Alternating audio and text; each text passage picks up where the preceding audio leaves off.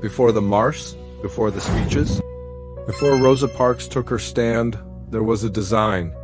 A system decades in the making, a system that guaranteed some Americans would thrive, and others would remain trapped. This system was not accidental. It wasn't chaos. It was planned, engineered, maintained. After the Civil War, America passed the 13th, 14th, and 15th Amendments. Slavery was abolished. Black men could vote. Freedmen could, theoretically, own land, on paper, progress. But in reality, power adapted. Southern states implemented Jim Crow laws, codifying segregation in schools, transportation, housing, and public life. Courts often upheld these laws. Police enforced them. Society normalized them. The result? A country where Black Americans were legally free, but structurally confined.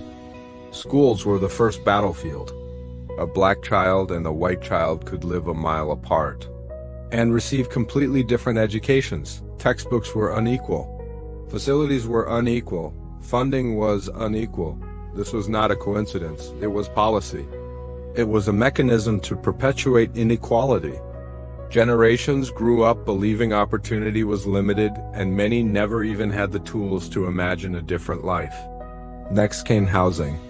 Banks and government agencies created redlining maps. Neighborhoods coded by risk. Predominantly Black neighborhoods were labeled hazardous. Loans were denied. Wealth accumulation was blocked. Even when laws changed decades later, the damage had been done. Homeownership, the primary way Americans built generational wealth, had been withheld. Redlining didn't just create physical separation. It created a cycle of poverty and opportunity denial that persists today. The economic system was no accident either. Even after World War II, Black veterans returning home were denied access to GI Bill benefits that white veterans used to buy homes and start businesses. Banks, unions, and employers often excluded Black workers from well-paying jobs.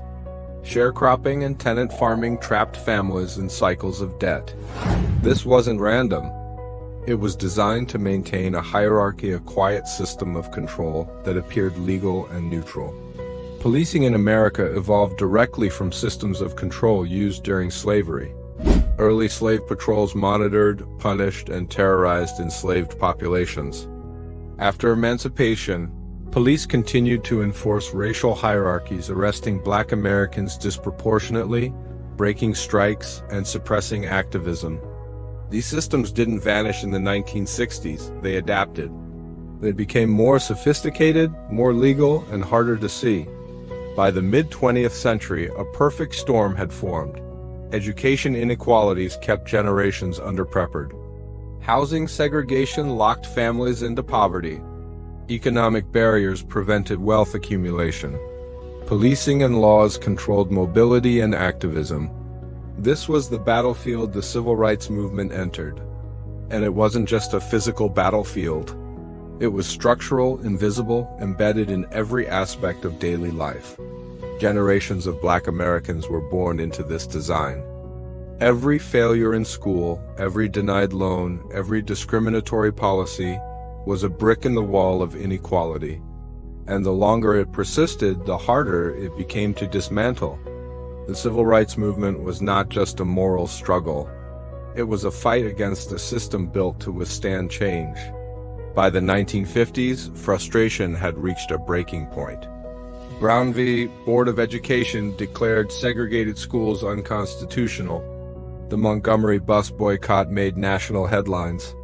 Grassroots activists began organizing, marching, and demanding change. But every victory revealed something deeper. The system was resilient, it could adapt, and it would find ways to survive, even as the movement gained momentum. Here's what history textbooks rarely tell you. Even before the movement's most famous leaders rose, the system was already preparing to counteract change. Every legal victory would be met with new tactics, subtler, smarter, harder to fight.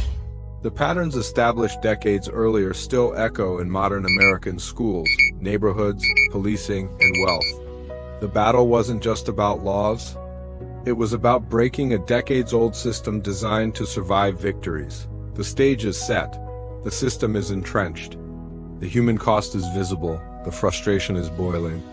Next, the rise of the civil rights movement will show how courage collided with a system engineered to resist it. The story gets bigger. The stakes get higher. And the twists you've only just glimpsed will start to explode into view.